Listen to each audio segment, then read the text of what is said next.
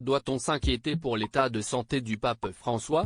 Près de 3 mois après son hospitalisation en raison d'une infection respiratoire, le souverain pontife a une nouvelle fois été admis à l'hôpital Gemelli de Rome, afin d'effectuer des examens de contrôle, ont indiqué plusieurs agences italiennes.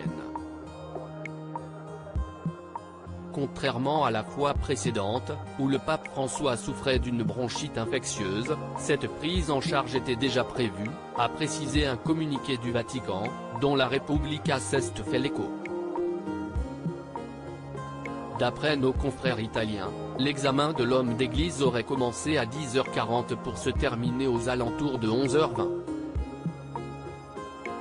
Pour rappel, fin mars, le souverain pontife avait déjà été hospitalisé dans le même établissement romain. À l'époque, le pape François souffrait de difficultés pour respirer et le corps médical avait préféré le garder sous surveillance pendant plusieurs jours. Dans un communiqué relayé par TF1 Info, le Vatican expliquait que le pape bénéficiait d'un traitement antibiotique par perfusion qui a produit les effets escomptés. Le 26 mai dernier, il avait effectué un autre séjour à l'hôpital, où il avait été admis dans un état fiévreux, selon les agences ANSA et AGI. Le pape François se veut rassurant sur son état de santé. Le 1er avril dernier, le pape François était sorti de l'hôpital romain où il avait été admis à cause d'une bronchite infectieuse.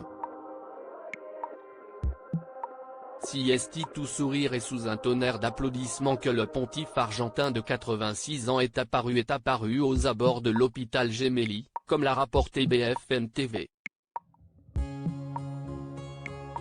Je suis encore vivant, avait-il même plaisanté, devant un parterre de journalistes venus en nombre pour couvrir l'événement.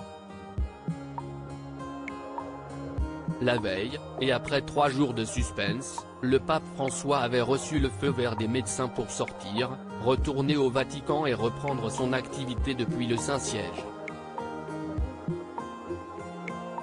Crédit photo, Bakugri UK.